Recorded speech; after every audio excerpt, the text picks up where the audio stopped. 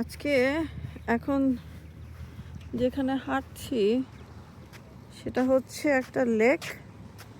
দেখতে পাচ্ছেন, লেক দেখা যাচ্ছে। এটার নাম হচ্ছে সেনেকা লেক। আসসালামু আলাইকুম ওয়া রাহমাতুল্লাহি ওয়া বারাকাতুহু। এই সেনেকা লেকের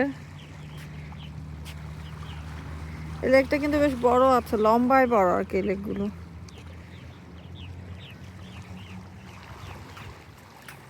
তো এটার মধ্যে আবার কি করা, এখানে যাওয়া নিষেধ কিনা কে জানে। আজকে দিনটা বেশি গরমও না ঠান্ডা, একটু কমফোর্টেবল ওয়েদার আর কি।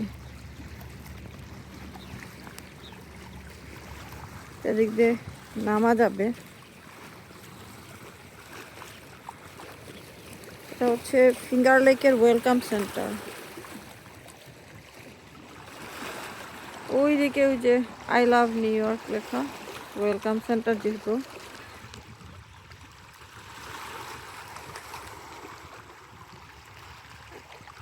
একজন মুসলিম আরেকজন মুসলিমকে দেখলে যেমন ওয়েলকাম করে, আসসালামু আলাইকুম,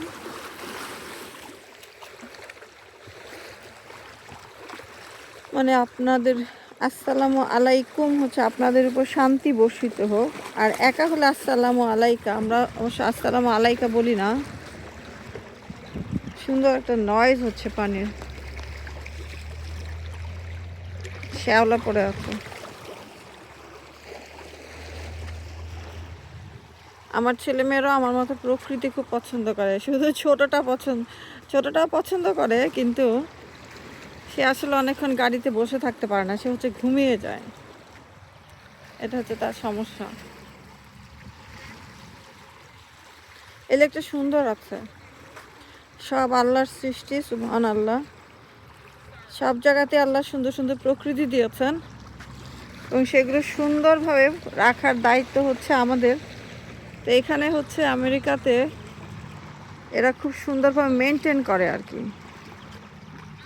সব জায়গাতেই মানে যারা বেড়াতে আসবে তাদের জন্য সমস্যা কম হয় সেটার দিকে খেয়াল রাখে।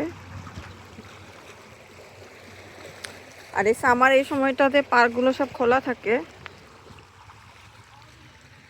এবং লোকজন অনেক পার্কে বেড়াতে আসে।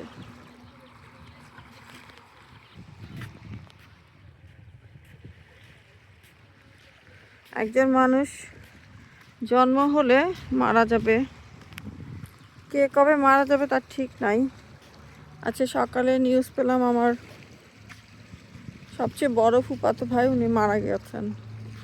আমার সাথে ওনার একবারই দেখা হয়েছিল, সেই ছোটোবেলা আমি যখন ক্লাস 10-এ পড়ি। আমার ফুপার মৃত্যুর পরে একটা যে গ্রামের দিকে প্রোগ্রাম করে যে 40 বলে, তখন গিয়েছিলাম।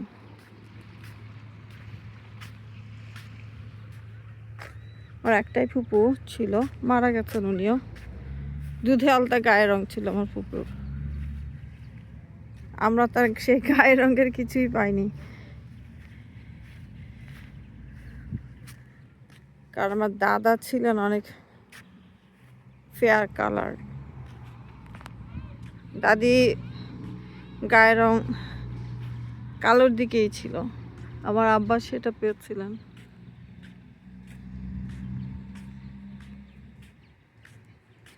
কেউ মারা গেলে আমাদের মনে পড়ে যে আমাদেরও একদিন সময় আসবে। সবচেয়ে সমস্যা হচ্ছে যে কখন আসবে আমরা সেটা কেউ জানি না। এটা একটা ভয়ঙ্কর ব্যাপার, তাই না? আমার মৃত্যুর জন্য কেউ প্রস্তুতি নেই না। জীবনে কত কিছুর জন্য আমরা প্রস্তুতি নেই, কিন্তু মৃত্যুর জন্য আমরা একটু প্রস্তুতি নেই না। আমাদের মৃত্যুর কথা মনে হলে আমাদের ভয় লাগে যে এটা অজানা ডেস্টিনেশন। কেউ আমরা মরতে চাই না আসলে।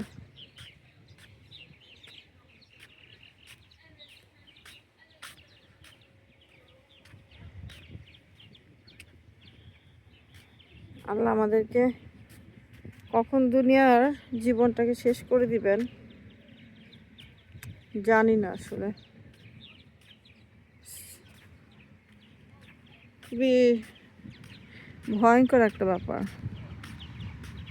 ভয় লাগে।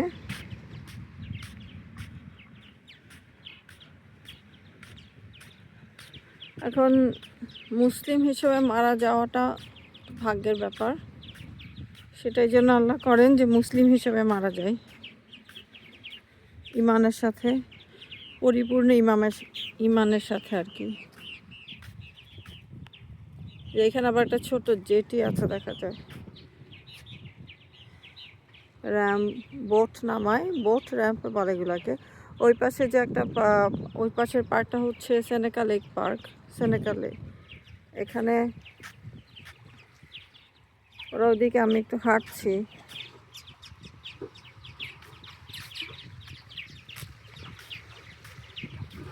এই জায়গাটা বাসা থেকে এক ঘন্টাখানেক দিবেন। সব জায়গাতেই দেখেন কি সুন্দর করে ছোট ছোট একটুখানি লোকজনের দাঁড়ানোর ব্যবস্থা করে রেখেছে। এই জিনিসটা ভালো লাগে আমার কাছে। ওইখানে আবার একটা পাখির বাসা করেছে।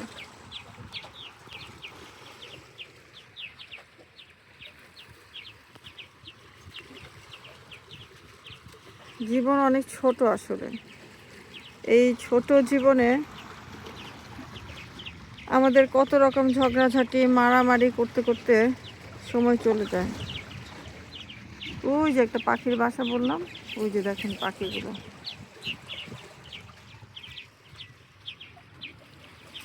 মন কষাকষি,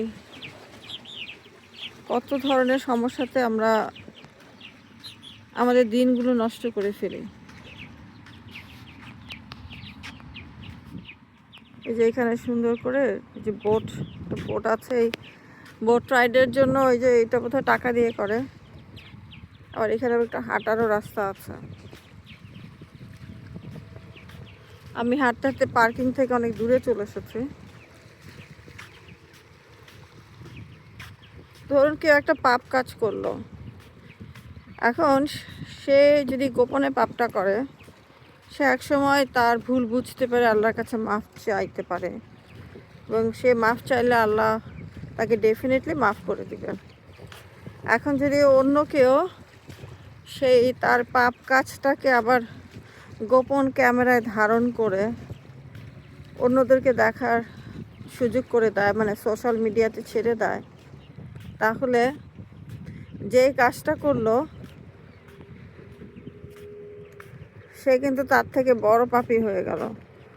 কারণ সে অন্য আরেকজনের পাপটাকে, যে লোকটা বা যে মানুষটা পাপ করেছে সে কিন্তু গোপনে করেছে। তার মানে হচ্ছে সে আল্লাহকে ভয় করেছে। মানুষ জেনে ফেললে খারাপ বলবে, এটাকে সে ভয় করেছে, তাই না? মানে সে পাপ করে লজ্জিত, সে পাপ করছে সেটা বুঝে শুনে করছে যে হ্যাঁ এটা পাপ, এটা আমার করাটা ঠিক হচ্ছে না, তার ভিতরে এই সেন্সটা আছে। আর যে ইচ্ছাপূর্বক এটাকে ক্যামেরায় ধারণ করে অন্যদেরকে মানে তাকে হিউমিলিয়েট করার জন্য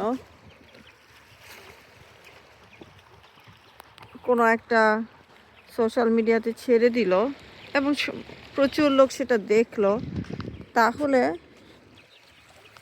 এই ব্যক্তিটি অনেক বড় পাপ করলো। তো এইটা ঠিক না আর কি। এখন আমরা যদি কারো গোপন পাপটাকে উন্মুক্ত করে দেই, তাহলে আল্লাহ আমাদের কোনো না কোনো পাপকে উন্মুক্ত করে দিবেন।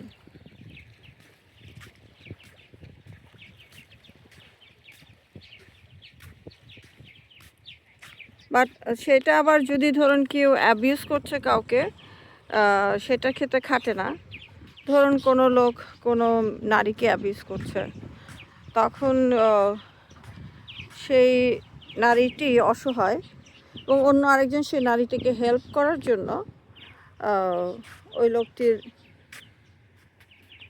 ওখানে যেন একটা কি হচ্ছে, ওই লোকটির পাপটাকে উন্মুক্ত করে দিল, মানে ওপেন করে দিল, সব সিক্রেটটা ওপেন করে দিল, তাহলে সেটা কিন্তু আবার অন্যায় হবে না। সেটা সে একটা জাস্টিসের জন্য করছে, কিন্তু সেটা সে নির্দিষ্ট আইন, যারা কোর্ট বা আইন সংস্থা বা অন্য কাউকে বলবে, এরকম আর কি। এখানে একটা বাইক প্যাথ আছে, ওকে আমি চলে যাই, ওরা গাড়িতে চলে গেছে।